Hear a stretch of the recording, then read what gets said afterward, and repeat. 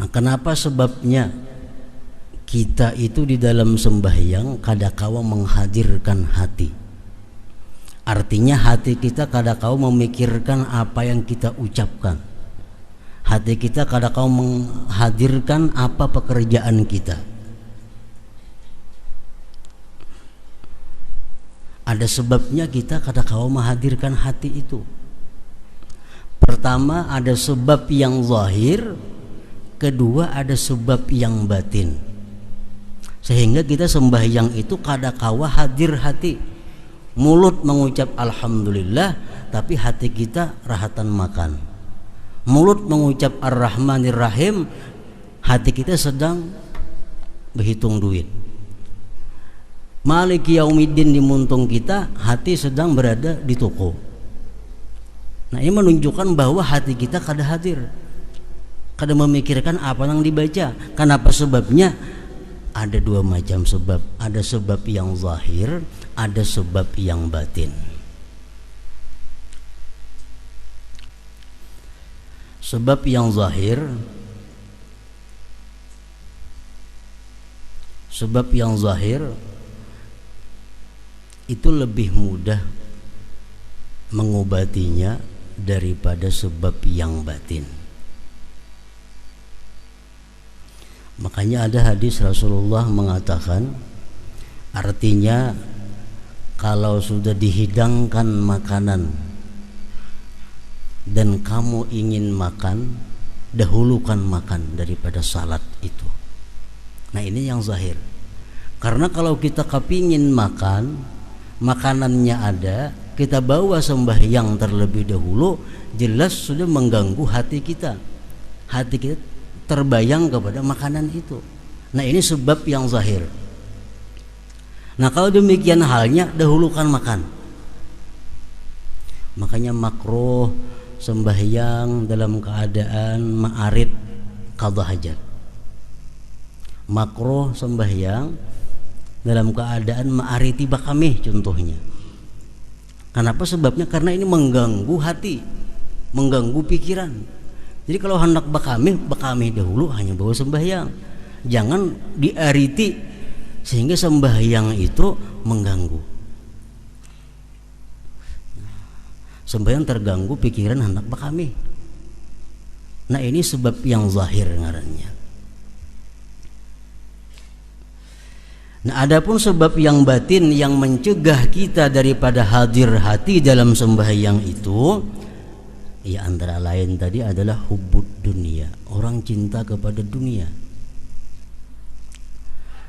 Orang yang cinta kepada dunia itu artinya orang yang hatinya dipenuhi dengan dunia. Nah, ini sembahyang kayak apa juga pun kada kawah khusyuk. Kenapa? Karena pikirannya selalu kepada dunia.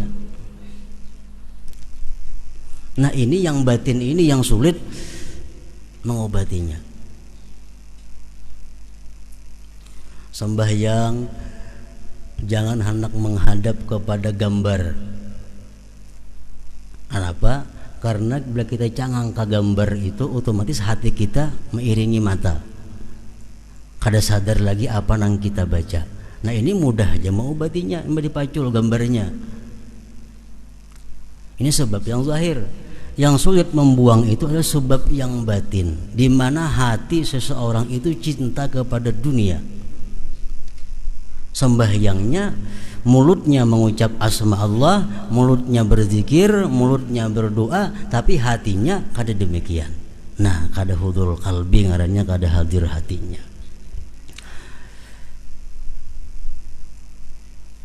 Berapa banyak orang yang mengerjakan salat padahal tidak minum khamar, tetapi ia tidak mengetahui apa yang ia ucapkan di dalam salatnya. Bahkan ada yang kada sadar bahwa dia sedang ruku, ada yang kada sadar bahwa dia sedang sujud, ada yang kada sadar bahwa dia sedang membaca Fatihah. Nah, kemana hatinya? Nah, ini disebut ngarannya kada khusyuk. Jadi orang khusyuk, orang yang selalu tahu keadaannya. Inya ruku, oh, aku sedang ruku. Sujud, tahu sadar aku sedang sujud, aku sedang di rakaat pertama, aku di rakaat yang kedua. Jadi kadang mau orang khusyuk itu berlebihan sembahyang tak kali 5 rakaat zuhur. Kenapa? Karena selalu tahu aku rakaat pertama, aku rakaat yang kedua, aku rakaat yang ketiga.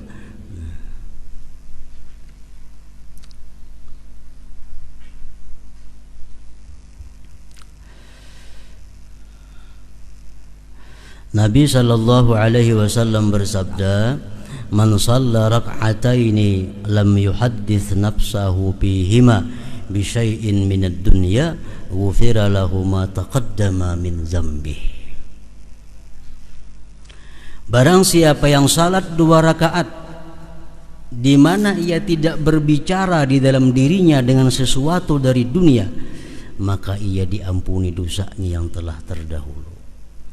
Artinya sembahyang 2 rakaat, kawa kita mulai Allahu Akbar sampai Assalamualaikum kawa, nah diampuni Allah dosa-dosa kita yang telah lalu. Dalam 2 rakaat itu hati kita sedikit pun kada ada ingat dengan dunia, kada membicarakan masalah dunia.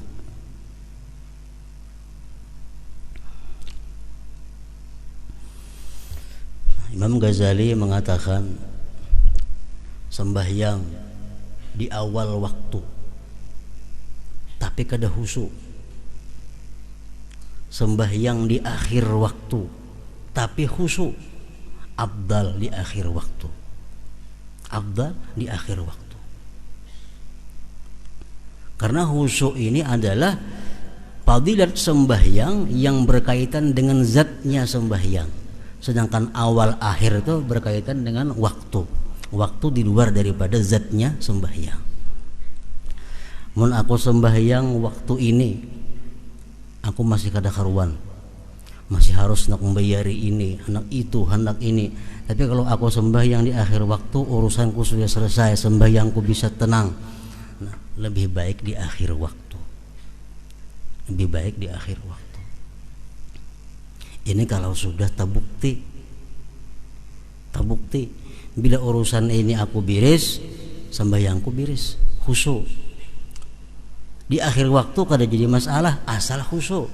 Tapi kalau ragu-ragu, aku di akhir waktu belum tentu juga khusyuk. Baik di awal waktu malahan dapat awal waktunya. Mun aku sembahyang di awal waktu kada khusyuk, di akhir waktu belum tentu juga khusyuk. Baik di awal waktu malahan dapat ridha Allah Subhanahu wa taala. Nah, kalau kita sudah sangkaan kita kuat bahwa kalau di akhir waktu kita bisa khusyuk, lebih baik akhir waktu.